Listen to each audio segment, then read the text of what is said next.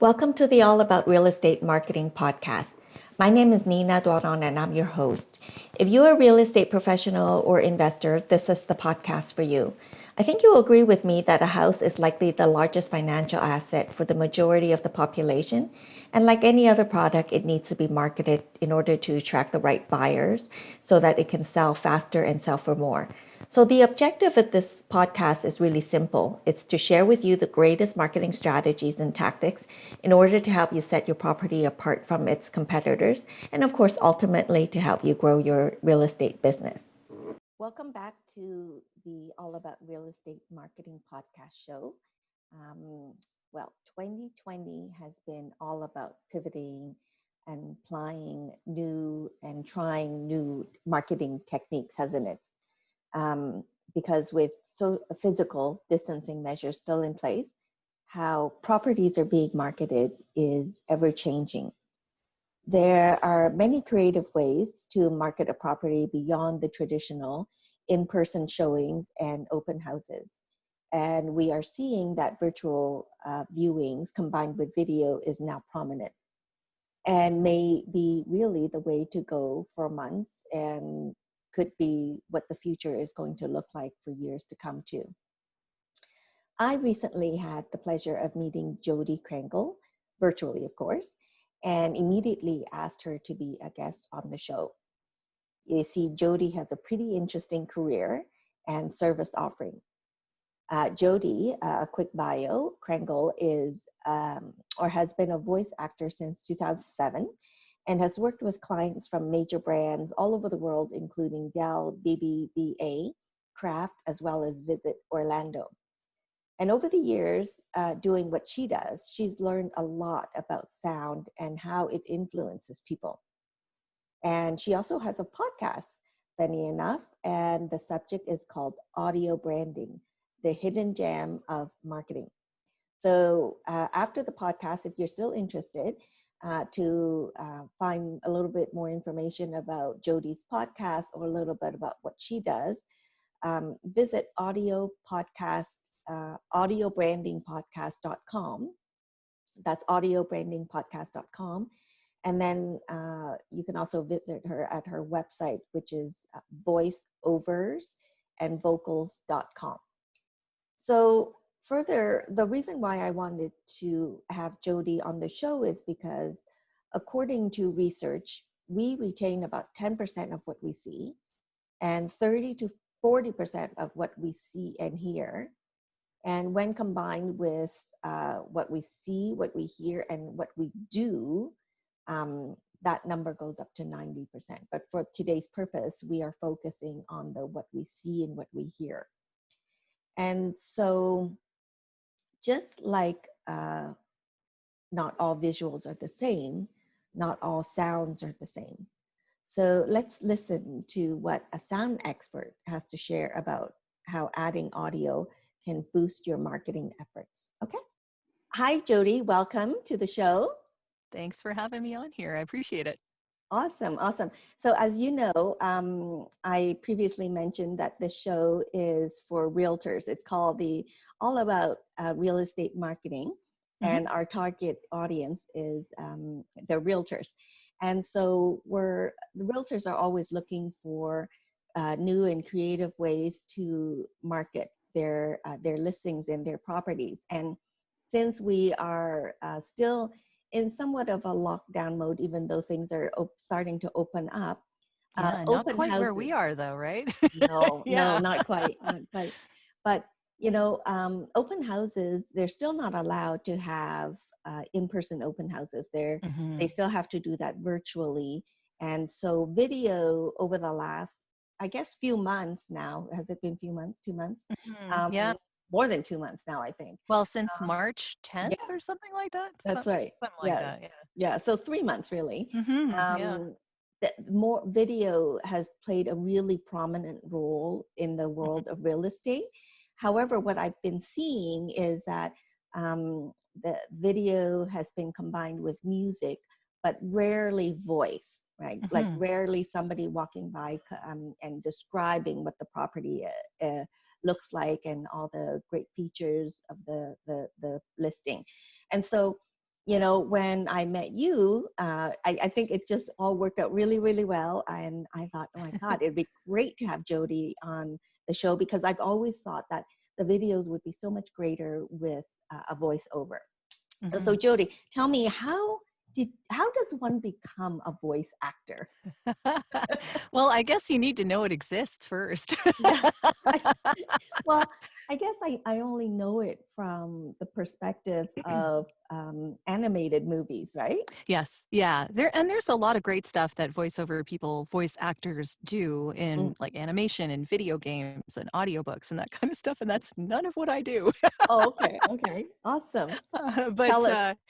well, I came at this as a musician rather than an actor. So, because I've been a singer all my life. So when I decided I wanted to do something new and interesting, Mhm. using my voice was just kind of the first thing that occurred to me. And I had done some volunteer work for the CNIB. So that sort of got me thinking around that. Mhm. That was in like 95, 96. We were still using reel to reel tapes. Those are Wow. cool now. Yeah, it's a little, we're a little ahead of that now. Right, right. Um, but yeah, so that was where the bug bit, I guess. I actually didn't get into voiceovers until around 2007, right before the big crash in 2008. Woohoo! Uh, We've had but you quite a few know, of those. yeah, you learn lessons, and it probably took me about 2.5 years to actually start making a living, Mhm. because there's a lot of hats you have to wear as a voice actor. You need to be your own business person. You need to invoice. You need to have a studio and be your own audio engineer. Mhm. You know, you need to go out and be your own marketing person because you have to go out and get your own business. Right. There's a lot that goes into it. I think a lot of people would find that intimidating. I kind of love it. Well, that's what we are all in, right? Like myself Yeah, included, and realtors too. Like we all wear many different hats, being totally. self-employed and entrepreneurs. Yeah, and I mean, it's different for all of us, but in a Mhm. way, it's also the same. Right, right. We all have to be our own media empires, I guess. Yes, When it comes to real estate stuff, it seems to me that real estate agents could have an audio brand of their own. for So, sure. yeah, so in order to make themselves more memorable and really hit the heart of the people they're reaching, Mhm. picking music that is who you are, not like, yes, it will fit the home, but if you're branding yourself as a real estate agent Mhm. or a stager or whatever it is you're doing, you have a certain style, you have a personal brand, Mhm. and whatever music you're using and whatever voice you put on your Mhm. videos should reflect that. So something to think about. Yeah, no, it's a great point, because I do videos too. I do Hmm. videos of before and afters, and my video, and I pair it with music, and my music, how do I describe it? It's soothing Hmm. but happy, you know, Yes. Yeah. and I guess that that resonates well with myself and my brand, which is Hmm. like peppier and calm, right? And Yeah. so, Yeah. yeah, you're right. I didn't really put a lot of thought behind that, but maybe that's it's how it all worked out. Yeah. Yeah. Well, also keep in mind that you're also pre-qualifying people when you Hmm. use that audio branding, because Hmm. it lets them know really quickly with this emotional shorthand who you are. Right. And so you attract the people that are attracted to that and you repel the people that aren't. Yeah, So you work with people who get you, that's you right. know? Yes. Like Yeah. that's It's the whole point, right? Like we are not for everybody. yes. And it's another good filter, right? Yeah. Yes. So now tell me about, from a voice acting perspective, do you have to have a certain type of voice No, not at all. to for it Actually, to work well or resonate well with the listener? I think it depends on how you use it, not what it sounds like. So, the reason that I might resonate with particular brands or particular types of projects would be completely different from someone who has a very different voice type from mine. Hmm. And there's a place for all of it. But what the commonality is in all this is that all of us who do voiceovers get coaching. So this is a very artificial environment. I mean, you can't see from my background, but I am sitting in a 5x4 padded room with headphones on my head and a microphone in my face. And yet I'm speaking a script when I'm working for a client. I'm performing a script Mm-hmm. where I have to imagine I'm talking to someone, where I have to imagine some scene is going on in my head before I Right. actually have to speak the words on this page. Thereby acting. So yeah, thereby acting. Exactly. Yeah. So that's kind of where that comes in. Although it's a different thing from, say, acting for a video game or an animation Mm-hmm. project. You know, that's that's a little different. But at the same time, you are still making it sound real, Mm-hmm. and that is acting. Yes. So making an artificial environment sound like it's not Mm-hmm. is really where the acting comes in. For And it's the sure. coaching. Yeah. It's the coaching that's going to get you to that place. Yes. So really it doesn't matter what type of voice you have. Mm-hmm. It only matters what you do with it. Yes, because you're right. Like, um, I record an intro for this Hmm. podcast for when I have guests separately. And you're right. It's very hard to sound, not to sound artificial and like a Yeah. robot, right? Yeah. So you Yeah. have to sound like it's somewhat natural. Hmm. And it's hard. It's hard. And some people are just not comfortable with it. Yeah. So Yeah. what do you recommend that they would do to get a little bit more comfortable with it? Well, I think if you're just doing this on a semi regular basis and, you know, every once in a while or whatever, if you're reading a script, maybe put a picture of someone you know and like in front of you, so that you actually feel like you're talking to somebody. Right. Because if your voice is just going out in the ether and you don't really know who it is you're talking to, that makes it sound less real. And That's true. yeah, and what people really want right now is Hmm. authenticity. Hmm. So, or maybe like put a picture of someone who might be your ideal audience in front of you, Good point. and think about who that is, and you're talking to that person. Hmm. Because really when it comes to podcasts especially, you're talking to one person, because Hmm. one person is listening to you in their earphones. Right. You know, so yeah, it's a trick. You have to trick your mind, It is. and And it's something you can get better with as time passes. and people do say that they can hear when you're smiling when you're talking, Yes. Yeah, right? So definitely. Yes. that's another trick, isn't it? To smile when Totally. you talk because your Yeah. tone does change. It totally does. Yeah. And there's, you know, when you have warmth in your voice, there's being able to manipulate the sound that you get from your vocal instrument Hmm. is definitely something that voice actors are trained to do. But I don't think it's something that is specific to voice actors. I think Hmm. speakers do it. Hmm. You know, really anyone can do it if they practice. Hmm. But it's something specifically voice actors get coaching for. So Right. that it can sound natural and real, you That's know? awesome. So Yeah. I have another question. Hmm. Um, so now in the real estate world, realtors come from all walks of life, right? Sure. And being in Canada and in the Greater Toronto area, we're a very multilingual society. Sure. And so there are many different realtors out there. Some have accents and some have really heavy accents. Hmm. And so that makes them a little bit more uncomfortable to do this type of work, like Sure. you add voiceover into their video. What do you recommend for someone like that? Well, I think it depends on how much the accent keeps you from understanding. So if there is so much of an accent that it's hard to understand, then you're making people work harder than maybe they should.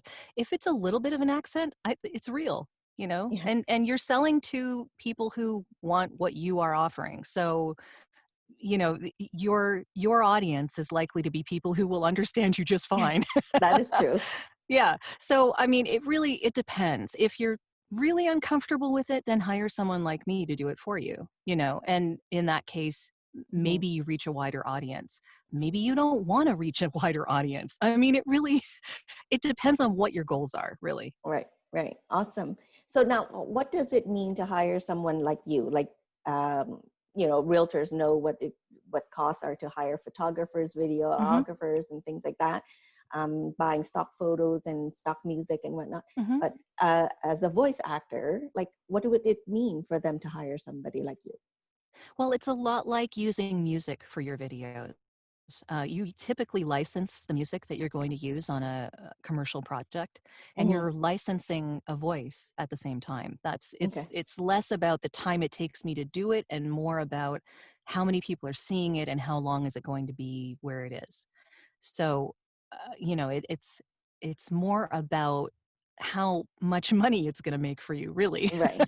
I Right. mean, if you think about it, it's like Right. a really small percentage of however much money you're going to make from selling that home or whatever else you're doing. Um, I can say that generally, when it comes to these kinds of things, I am probably on the more expensive end. Mm-hmm. And it really depends on how long the script is too. Right. So, I would budget anywhere from $300 to $400 Okay. All for a right. voice talent. Yeah. Okay. So, because your And videos are usually like, I would say some videos are a little bit longer, but mhm, generally under 3 minutes. yeah, and that's around, That's about yeah. right. Okay. Anything under 5 minutes, and you can probably get away with that pricing. Yeah. Okay. Oh, Yeah. awesome. That's great to know. Yeah. So now you and I did speak a little bit about equipment and room setup. And Hmm. obviously, I am not a professional like you. I don't have the room setup, a studio. I don't have the equipment. And Honestly, not a lot of people do. Yeah. right now I'm using the mic from an earbud, right? Uh-huh. So Yeah. to get started to do add voiceover to our videos, what do you recommend in terms of a room setup? Like right now, my office, I don't Mhm. have a studio. Like I said, I'm doing this in my office, and my office is an open concept space. I don't even have a Sure. door, and so it Yeah. gets very echoey, and probably it's going Mhm. to show up with this recording. But Yeah, anyway, it's what fine. tips and advice do you have to offer for us? Well, first of all, I would say that the reason that you pay a voice actor is so that you don't have to deal with that because typically they have the setup, they can get you the voice without any echo, perfectly Mhm, clean, etc. mhm, So that's what you pay someone else for. But if you want to do it yourself, the thing I would say is find as quiet a space as you possibly can and face into a corner of the room that maybe you treat with a bit of foam or moving blankets on each corner so that you round out that corner, mhm. Okay, like just like sort of cover it with some kind of material that will block the sound waves. Basically, you want to make it so that what's surrounding you isn't quite such a hard surface. And okay, if you have something behind you, maybe just um like a portable clothes line or something like that, like okay. a Like a whatever rack. those are called, like a rack, yeah, like Yeah. a clothes rack, just put that behind you and drape a blanket over it. Oh, make yourself a tiny little studio. Yeah, yeah, you could totally, and it does not have to cost a lot of money. It really doesn't. The only other thing I would say is if you're going to use a mic, maybe a USB mic is just fine, but an actual mic. I wouldn't use Mm. like a headphone Okay, mic. that's what I'm using right now. Yeah. But again, it does not have to be very expensive. You Awesome. can get a lot done with very inexpensive solutions. Yes, that is true. Like right now, I do want to do more videos. And so Mhm. I've invested in a light ring, Yes. Yeah. but now I need to invest in a good mic. Yeah. Also, if you're on video, if you have like a backdrop behind you, again, that's why you can use the portable clothes rack, right? Mm-hmm. Because you Mm-hmm. can like drape your whatever your background is over Mm-hmm. top of that and have a background. And if you're close in enough, you won't Mm-hmm. see where it ends. That's true. You know what? Maybe next time I'll do this in my closet. There's lots of soft surfaces in there. Yeah, you totally, and I know a lot of voice actors who have done that in the past. Yeah, Really? totally. Okay. Oh yeah, All right. when we're traveling and we still have to work, portable rigs, a lot of them, they end up using closets while they're traveling and like hanging up the mic with like what do they call it? And it's like a ninja. They call it a ninja. It's Oh, like yes, this. yes. The Yeah, suction thing. yeah, Yeah. and it's kind of like this, it's like an arm that you can kind Mm-hmm. of hang from things. Yeah.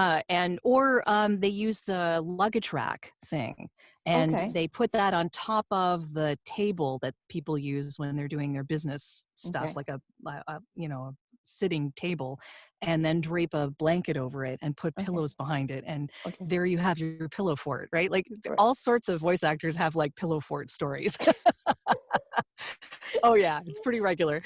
Well, right now I am sitting facing a tiny little corner in my Hmm. office. So I'm facing a Yep. wall, but I did put up a soft surface. So next time I will try that and see how the Yeah, sounds differ.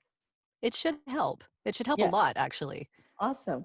That's Yeah. fantastic. Hmm. So what tell me now you have an audio branding podcast. Hmm. What do you share with audiences there? Like what tell us a little bit about that. Well, what we were discussing before about having an actual brand to the audio that you put out Mm-hmm. into the world so that people know who you are just by listening, Mm-hmm. that's kind of an audio brand. The idea being that it's psychological. It really is. So you will draw people to you that are attracted to that sound and Mm-hmm. repel people that aren't. And that's how we basically pre-qualify who we work with. And it's also how you get raving fans, because those people who really understand your brand in general and Mm-hmm. specifically your audio brand are people Mm-hmm. who are going to want to, you know, say how wonderful you are to the rooftops. Like that's, people become very invested in what they pay for. Okay. You know, marketing is such an interesting animal. It really is. There are just so many different components to it, you know, Hmm. and I think definitely one of the things that we've never talked enough about is the audio part. We talk about like in my business there's a lot of visual, right? Yes. Oh, And totally. yeah, and we definitely do not focus enough for sure in the audio part. So I really appreciate everything that you've shared with us today. Any last tips and advice that we haven't touched upon that you want to share with the audience? uh, Not particularly, other Okay. than that audio branding is something to pay attention Okay. to. That it can be, and it's more than just the music and the voice. It's Hmm. everything. It's your on hold music. It's the sounds that you use when you're Hmm. adding things to your podcast or adding things to the video that you. Like maybe you have like a swish sound when you move into a next scene or something like Oh, that, for the, showing another picture in the staging or whatever. Like, right. just something to be conscious about. And Okay. I don't think that it's a bad thing to repel the people who don't get you. I No. like people think this is a bad thing. Like when No. they hear the word repel, they Yes. think, "Oh, why would I want to do?" You are not for everyone. Each of No. us is not for everybody. No. So when you use a combination of all of your branding aspects and you pre-qualify the people who will really resonate with who you are, that's a good thing. Yes. Then you can really reach the people you need to reach. Yes, it's very hard for people to be that specific about who Yes. their target audience is, because Hmm. it's so much easier to say I'm for everybody, right? And Yeah, we're you don't not. want that though. No, we're not. No, none of our Yeah. businesses are like that. So we have to Yeah. be a little bit more specific, and you become definitely more profitable that way too. So Yeah, and I mean, yeah, understanding your own brand is always a really good thing to have under your yeah, belt. Like, you need to know who you are yeah, so that you can find the yeah. people who you will work best with. It's hard though. I I know. I Oh, it must admit definitely it's is. hard. Yeah, it definitely Definitely is. not. It's a lifelong thing. Like, we all are evolving creatures too. So your Exactly. brand like 5 years ago was probably very different from the brand that you have now. So True. we're all changing and moving as we move through Yeah. life, and I still think knowing yourself is a really good thing to know, because then you know how you can relate with the people who would really benefit from using your services. Right, right. That's amazing. Thank you so much. So, Jodi, how can people reach you?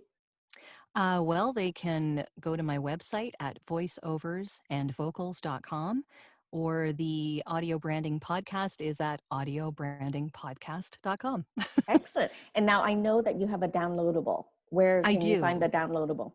That is at my website, voiceoversandvocals.com/resources. Okay. So All right. yeah, So and that, that'll help people. It's a worksheet that will help people get thinking about their audio branding, just sort of like a bit of a deep dive and places for them to make notes and things. okay, fantastic. I'm going to share that in the notes for sure. So thank you so much, Great. Jodi, for Thank you. joining me today and coming on the show. I really appreciate it, and I think that this is a very unique episode, and I think people are going to really enjoy it. Thank you. Thanks very much. I hope it All right. helps. Have a great day. You too. Thank you for listening to this latest episode of the All About Real Estate Marketing podcast. If you like this episode and the All About Real Estate Marketing podcast, don't forget to subscribe, like, comment, and of course share. If you have a tactic that works well and would like to be a guest on our show, reach out to me via email. My email is in the description. If you would like to learn more about real estate marketing and staging, visit my website, also in the description, to find out when the next Staging to Sell What Every Agent Should Know class is scheduled for. Marketing doesn't have to be complicated. In fact, it's quite simple, so long as you make it all about the buyers. So until next time, take care.